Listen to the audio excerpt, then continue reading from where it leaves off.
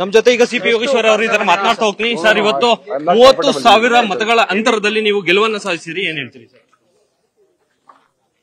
ಈಗ ನಾನು ಮೊದಲೇ ನಿರೀಕ್ಷೆ ಮಾಡಿದ್ದೆ. ನಾನು ಕಳೆದ ಒಂದು ವಾರದಿಂದ ನಂದೇ ಆದಂಥ ರೀತಿಯಲ್ಲಿ ಬೂತ್ ವಾರು ಸಮೀಕ್ಷೆ ಮಾಡಿದಾಗ ಜನ ನನಗೆ ಮತ ಕೊಟ್ಟಿದ್ದಾರೆ. 30,000ಗಿಂತ ಹೆಚ್ಚು ಮತಗಳಿಗೆ ಗೆಲ್ತೀನಿ ಅನ್ನೋ ಒಂದು ವಿಶ್ವಾಸ ಇತ್ತು. ಅದೇ ವರದಿಯನ್ನು ಮಾನ್ಯ ಮುಖ್ಯಮಂತ್ರಿಗಳಿಗೆ, ಮಾನ್ಯ ಉಪಮುಖ್ಯಮಂತ್ರಿಗಳಿಗೂ ಕೂಡ ನಾನು ಹೇಳಿ ಬಂದಿದ್ದೆ, 30,000 ಲೀಡಲ್ಲಿ ಗೆಲ್ತೀನಿ ಅಂತೇಳಿ. ಲೀಡ್ ಸ್ವಲ್ಪ 4,000 ಹೆಚ್ಚು ಕಡಿಮೆ ಆಗಿರ್ಬೋದು, ಆದರೆ ಗೆಲುವೇನೆ. ಜನ ನನಗೆ ಇವಾಗ ಆಶೀರ್ವಾದ ಮಾಡಿದ್ದಾರೆ, ನಾನು ಗೆಲ್ಲಿಸಿದ್ದಾರೆ. ದೈತ್ಯ ಶಕ್ತಿ ಏನು ದೇವೇಗೌಡರನ್ನ ಒಂದು ಭ್ರಮೆ ಇತ್ತಲ್ಲ, ಆ ಭ್ರಮೆ ಕಳಚಿ ಬಿದ್ದಿದೆ. ದೇವೇಗೌಡರು, ಕುಮಾರಸ್ವಾಮಿ ಜನಗಳ ಮುಂದೆ ಇವತ್ತು ಅವರ ಏನು ಒಂಥರ ಬೆತ್ತಲಾಗಿದ್ದಾರೆ. ಅವರು ಸ್ವಾರ್ಥ ಏನಿದೆ, ಮೊಮ್ಮಗನ ಕರ್ಕೊಂಡ್ಬಂದು ಈಗ ಎಲ್ಲೆಲ್ಲೋ ನಿಂತ್ಕೊಂಡು ಗೆಲ್ಲಿಸ್ಬಿಡ್ತೀನಿ ಅವ್ರ ಶಪಥ, ಅದೆಲ್ಲ ಜನ ಕೇರ್ ಮಾಡಲಿಲ್ಲ. ಜನ ನನಗೆ ಆಶೀರ್ವಾದ ಮಾಡಿದ್ದಾರೆ. ಈ ಚುನಾವಣೆಯಲ್ಲಿ ಯಾವ ಸ್ಟ್ರಾಟಜಿ ವರ್ಕ್ ಆಗಿದೆ ಸರ್? ಸ್ಟ್ರಾಟಜಿ ಏನು ಭಾಳ ಸಿಂಪಲ್ ರೀ. ದೇವೇಗೌಡರದು, ಕುಮಾರಸ್ವಾಮಿಯದು ಸ್ವಾರ್ಥ ರಾಜಕಾರಣ, ನನ್ನ ಜನಪರವಾದ ರಾಜಕಾರಣ. ಜನ ಆಯ್ಕೆ ಮಾಡ್ಕೊಳ್ಳುವಾಗ ಯೋಚನೆ ಮಾಡಿ ಆಯ್ಕೆ ಮಾಡಿದ್ದಾರೆ. ಖುದ್ದು ದೇವೇಗೌಡರು, ಕುಮಾರಸ್ವಾಮಿ ಅವರು ಅಖಾಡಕ್ಕೆ ಇಳಿದ್ರು, 7-8 ದಿನ ಪ್ರಚಾರ ಮಾಡಿದ್ರು. ಇದೆಲ್ಲ ಎಲ್ಲೋ ಒಂದ್ ಕಡೆ ಅವ್ರಿಗೆ ನಿರೀಕ್ಷೆ ಏನಾದ್ರು ಉಂಟಾಯ್ತಾ ಅಂತ? ಚುನಾವಣಾ ಸಂದರ್ಭದಲ್ಲಿ ಎಲ್ಲ ಪ್ರಚಾರ ಮಾಡ್ತಾರೆ. ದೇವೇಗೌಡರಿಗೆ ಭ್ರಮೆ, ಅವ್ರಿಗೆ ಇಳಿ ವಯಸ್ಸು.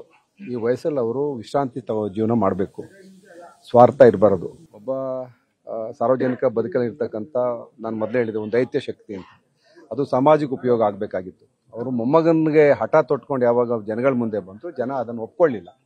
ಹಾಗಾಗಿ ಇವತ್ತು ಅವರು ಜನಗಳಿಂದ ತಿರಸ್ಕಾರಗೊಂಡಿದ್ದಾರೆ.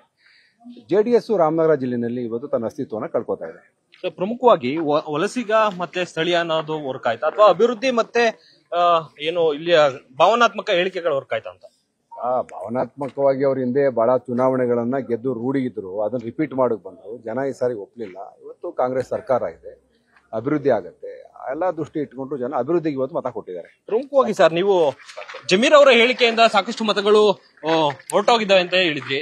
ಅದು ಎಲ್ಲೋ ಒಂದ್ ಕಡೆ ಕಡಿಮೆ ಮತಗಳಿಗೆ ಏನಾದ್ರು ಕಾರಣ ಆಯ್ತಾ ಅಂತ? ಏನಿಲ್ಲ, ಅದೆಲ್ಲ ಈಗ ಅಪ್ರಸ್ತುತ. ಅದೆಲ್ಲ ಆಯ್ತು, ಅದಕ್ಕೆ ಮೀರಿ ಇವಾಗ ಜನ ಗೆಲ್ಸಿದ್ದಾರೆ.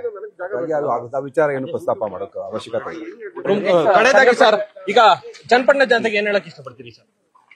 ಅದು ನನ್ನನ್ನ ಚುನಾಯಿಸ್ಕೊಂಡಿದ್ದೀರಿ, ಸರ್ಕಾರ ಇದೆ, ಪ್ರಾಮಾಣಿಕವಾಗಿ ಸರ್ಕಾರದ ಯೋಜನೆಗಳನ್ನು ತಂದು ತಾಲೂಕು ಅಭಿವೃದ್ಧಿ ಮಾಡ್ತೀನಿ. ಜನಗಳು ನನ್ನ ಮೇಲೆ ವಿಶ್ವಾಸ ಇದೆ, ನಾನು ಕೆಲಸ ಮಾಡ್ಕೊಂಡು ಏನೇನೆಲ್ಲ ಯೋಜನೆಗಳನ್ನ ಮಾಡ್ಬೇಕು ನೋಡೋಣ ಮುಂದೆ ಹೇಳ್ತೀನಿ. ಇದಿಷ್ಟು ಸಿಪಿ ಯೋಗೇಶ್ವರ್ ಅವರ ಮಾತಾಡುವಂತದ್ದು. ಕ್ಯಾಮರಾಮನ್ ಹೊಸಕೋಟೆ ಮಂಜು ಜೊತೆ Mohan, news first Channapatna. News first ನಿರ್ಭೀತಿಯಿಂದ ನಿಮ್ಮ ಪರವಾಗಿ.